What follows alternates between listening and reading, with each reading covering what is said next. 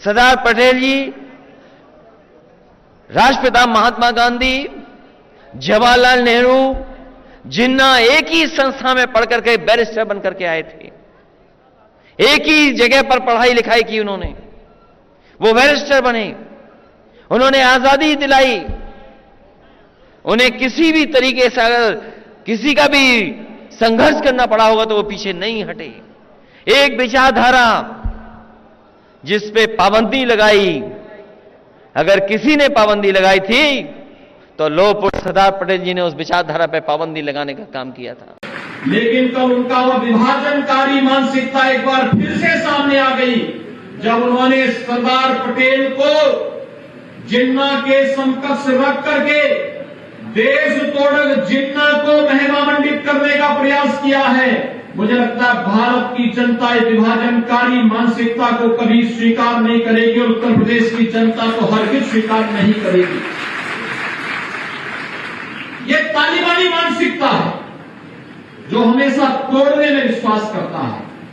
पहले सामाजिक तालिबानों को जाति के नाम पर और तमाम अन्य वादों के आधार पर तोड़ने की प्रवृत्ति, और जब अपने मंसूबों पर सफल नहीं हो रहे हैं तो अब महापुरुषों पर लांछन लगा करके पूरे के पूरे समाज को अपमानित करने का प्रयास हो रहा है।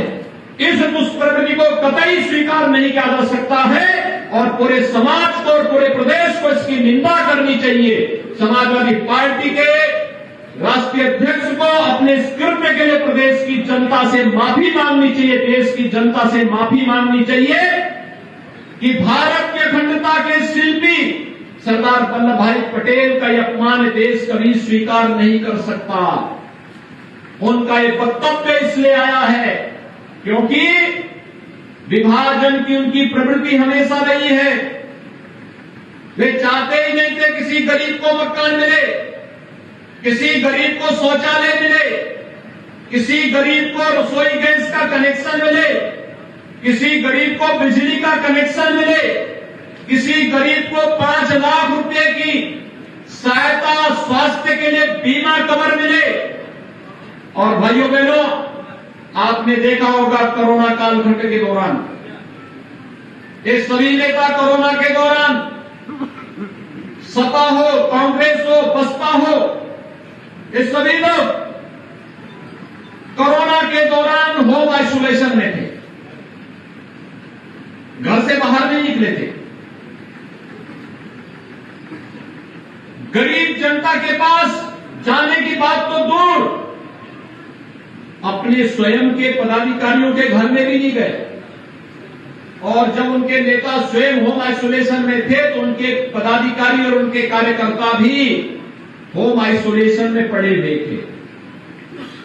भाइयों बहनों, ये होम आइसोलेशन में पड़े हुए इन राजनीतिक दलों के नेताओं को चुनाव के दौरान भी होम आइसोलेशन में जरूर भेजना, क्योंकि जो आपकी संवेदना के साथ खड़े नहीं हो सकते, आपके सुख में आपके साथ आपको बधाई नहीं दे सकते और आपके दुख के साथ आपके साथ अपनी संवेदना नहीं तोड़ सकते, तो फिर वे इसी प्रकार से गरीब को, वंचित को, दलित को, अति पिछड़े को, समाज के उस हर एक तबके को, वो किसी जाति, किसी मत, किसी मजहब का क्यों न हो, उसकी पीड़ा के साथ कभी खड़े नहीं हो सकते। और ये होंगे भी कैसे, क्योंकि इनकी प्रवृत्ति तो हमेशा गरीबों की संपत्ति को और व्यापारियों की संपत्ति को हड़पने की रही है। इनको पीड़ा इस बात के लिए नहीं होती थी कि किसी गरीब की संपत्ति को कोई माफिया कैसे हड़प रहा है। इनको पीड़ा तब होती है जब प्रदेश सरकार किसी माफिया के द्वारा हड़पी गई जमीन पर बुलडोजर चलाने का कार्य करती है, तब इन नेताओं को बुरा लगता है। लेकिन भाइयों बहनों, 2017 के बाद प्रदेश सरकार ने अपराध और अपराधियों के प्रति जीरो टॉलरेंस की नीति के साथ कार्य करना प्रारंभ किया। एक तरफ अपराधियों के साथ सख्ती के साथ निपटने का कार्य, प्रदेश में कानून व्यवस्था की सुदृढ़ स्थिति, सुरक्षा सबको, आस्था का सम्मान सबका, लेकिन शासन की योजनाओं का लाभ भी सबको, लेकिन कानून के साथ खिलवाड़ करने की छूट किसी को नहीं। और शासन की इस व्यवस्था का परिणाम है उत्तर प्रदेश तेजी के साथ हर एक क्षेत्र में आगे बढ़ता हुआ दिखाई दे रहा है।